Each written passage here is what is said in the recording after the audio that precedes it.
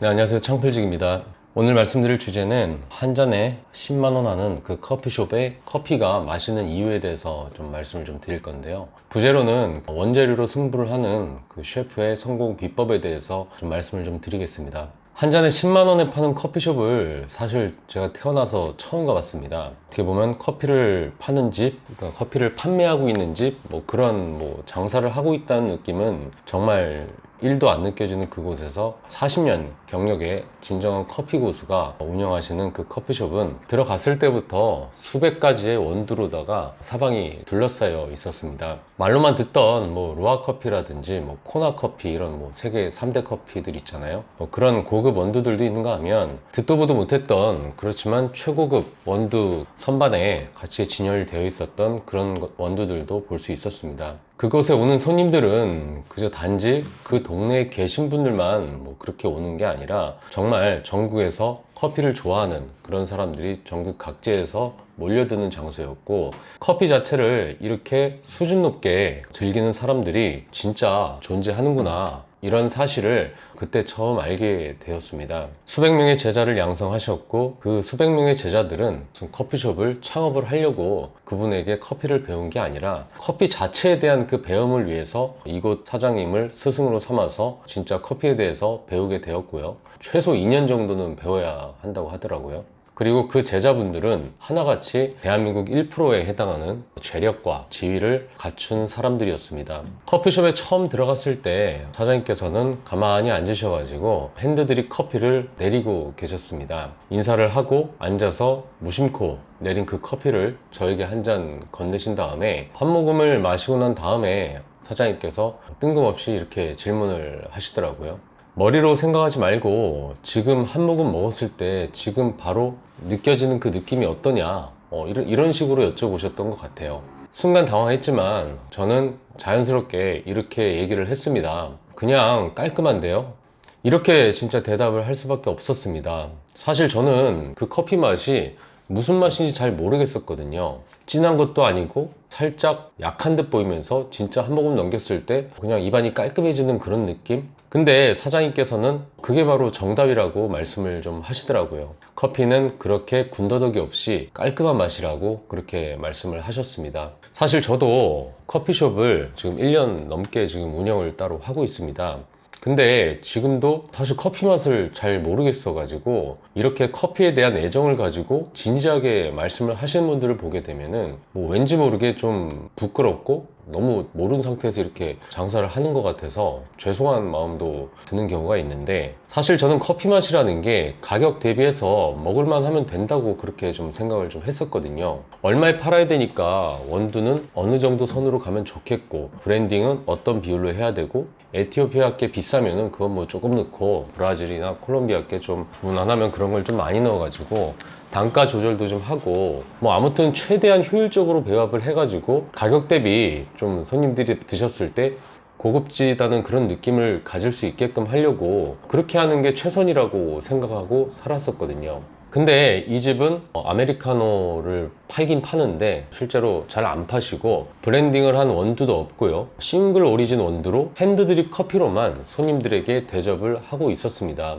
저는 이렇게 여쭤봤습니다. 사장님, 이렇게 많은 원두를 도대체 어디서 떼어오시는 건가요? 수입업체 어디랑 거래를 하시길래 이렇게 많은 종류를 이 한 매장에서 이렇게 취급을 하시는 거죠? 이렇게 여쭤봤더니, 아니, 왜 수입업자를 통해? 이거 다 내가 수입한 거예요. 이렇게 말씀을 하시는 거예요. 아니, 이렇게 많은 원두를 어떻게 이 한 매장에서 다 수입을 해서 할 수가 있지? 저는 의아해가지고 어떻게 그런 일이 있을 수가 있냐, 정말 이해가 안 돼서 이렇게 여쭤봤습니다. 그 사장님은 그때서야 본인의 커피에 대한 자부심이 어디에 있는지에 대해서 설명하기 시작하셨습니다.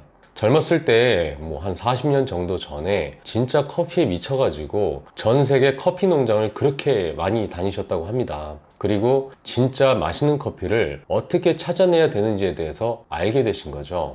커피 농장이 아무리 넓어도 그 농장에 있는 커피 맛이 다 똑같지 않습니다. 그 수많은 커피나무 중에서도 유독 맛있는 커피나무가 농장마다 조금씩 극소량으로 존재를 합니다. 그 맛있는 커피 원두는 그 커피나무를 재배하는 사람이라면 그 사람들만 알고 있는 거고, 나는 그 사람들하고 오랫동안 거래를 해왔거든요. 나는 그 극소량의 커피 원두를 마이크로 롯드 방식으로 직접 수입을 하고 있습니다. 롯드 방식은 흔히 우리가 화물 같은 거 운반할 때 쓰는 용어 중에서 파레트라는 용어 있잖아요. 거기서 따온 거고, 마이크로라는 의미는 아무래도 가장 극소량을 의미해서 어쨌든 소량 화물로다가 직수입하신다는 걸 의미하는 방식이었어요. 그렇게 해서 그 넓은 농장 중에서 그 맛있는 커피 나무에서 나오는 그 극소량의 원두를 가져올 수 있는 사람은 대한민국에서 그 사장님밖에 없으셨던 거고, 물론 또 있을 수는 있습니다. 그 최고의 원재료인 커피를 수입해서 커피를 내리고 있다고 하는 그 자부심이 그 사장님께서는 대단히 많이 가지고 계셨던 거죠. 대단한 블렌딩 기술, 로스팅 기술, 핸드 드립으로 내리는 기술, 이런 기술로 커피 맛을 좋게 하는 거는 한계가 있는 거고, 결국 제대로 된 원재료로 커피를 만들어야 최고의 커피를 만날 수 있었던 거죠.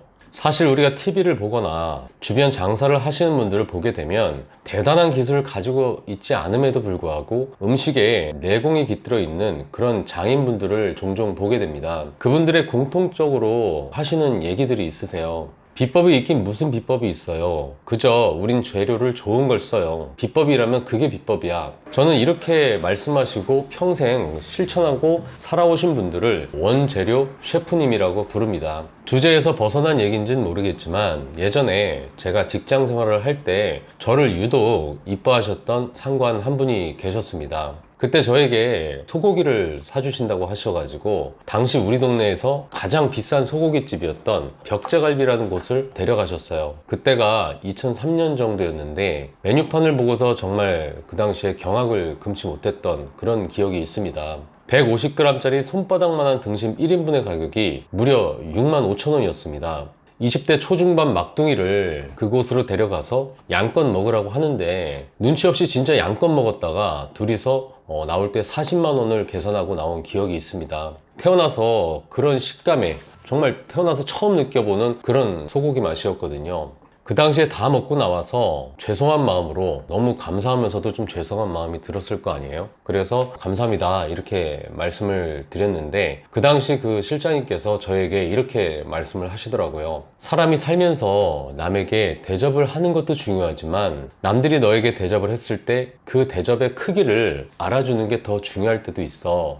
네가 나중에 커서 누군가가 너에게 마음 먹고 최고급 소고기를 대접을 하고 있을 때 네가 그 대접을 해준 그 사람의 그 소고기 맛과 그 정성의 크기를 모른다면 그것만큼 신뢰가 없는 거야. 그걸 몰라주면 다음부터는 네 수준에 맞는 대접밖에 받을 수가 없게 되는 거야. 강남이나 한남동에 있는 고깃집을 가면 항상 느끼는 게, 예를 들어서 같은 삼겹살인데도 그 집 삼겹살 맛이 다릅니다. 그 사장님들은 수많은 도축장들 중에서도 어느 곳에서 나오는 돼지가 맛있다라는 걸 아시는 분들이고, 그걸 알아주는 유통업자는 그 맛있는 고기를 알아주는, 그 제대로 값을 쳐주는 그 강남이나 한남동 그 사장님에게 맛있는 고기를 납품을 합니다. 도축장을 지정을 안 하더라도 하다못해 유통업자에게 사정사정해서 최고급 고기를 확보하려고 그 사장님들은 항상 노력을 하시죠. 얼마 전에 만났던 그 한남동에 있는 레스토랑 사장님도 마찬가지예요. 그 해물 하나하나도, 그 해물의 씨알 두께 하나도 정말 최고급으로만 준비를 하는 모습을 제가 직접 봤는데, 조그만한 차이가 한남동에 있는 고객들이 왔다가도 바로 없어질 수 있다 이렇게 말씀하시는 부분을 제가 들었거든요.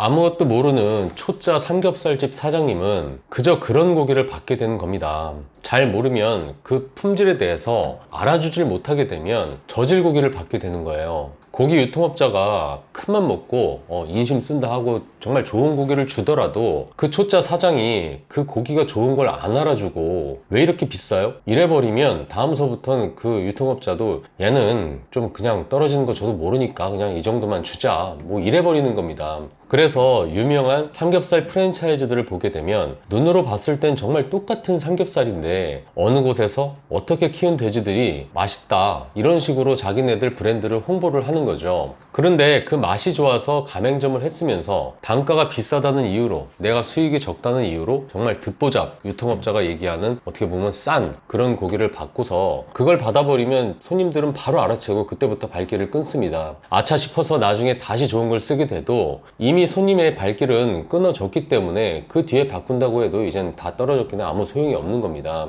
과일 장사도 마찬가지입니다. 동네에 엄청 많은 과일 가게들이 있지만 사실 시설 불문하고 장사되는 곳은 딱 정해져 있습니다. 바로 과일을 어디서 떼오느냐가 관건이라는 거죠. 한번 그 집 과일 맛있다라는 그 사실을 알게 되면 과일 좋아하는 단골들은 딴 데 안 가고 그것만 이용을 하게 되는 겁니다. 요즘은 당도를 측정하는 기계도 생기고 나름 과학적으로 기술적으로 그것들을 구분하는 기술들이 많이 생겼지만 어찌되었든 과일 장사의 핵심은 어디 과일이 맛있고 그 맛있는 거래처를 확보하고 그것을 통해서 과일을 안정적으로 받아오느냐, 그게 핵심인 거죠. 야채 시장도 마찬가지입니다. 편의점만 간다 하더라도 우리가 같은 두부를 산다고 하더라도 부침용 두부 따로 있고 찌개용 두부가 따로 있게 되는 거잖아요. 뭐 이렇게 같은 두부라도 용도에 따라서 나뉘는데, 뭐 감자 같은 경우도 종자에 따라서 쪄서 먹으면 맛있는 감자가 있고 뭐 볶아서 먹으면 또 맛있는 감자가 있고 뭐 이런 것들도 다르고, 같은 농산물들이라도 그 내면의 것을 알고 그걸 좀 알아채려야 또 음식으로 만들었을 때 그 용도에 따라서 다 했을 때 어떻게 보면 맛이 극대화가 되는 거죠. 마늘이든 생강이든 어떤 야채라도 그것들의 품질을 알아주고 값도 제대로 쳐주고 좋은 물건 줘서 고맙다고 살이할 줄 아는 그런 베테랑 사장님들한테 좋은 물건들이 가게 되는 겁니다. 수산물도 마찬가지고 그 모든 식자재들이 다 마찬가지인 거죠.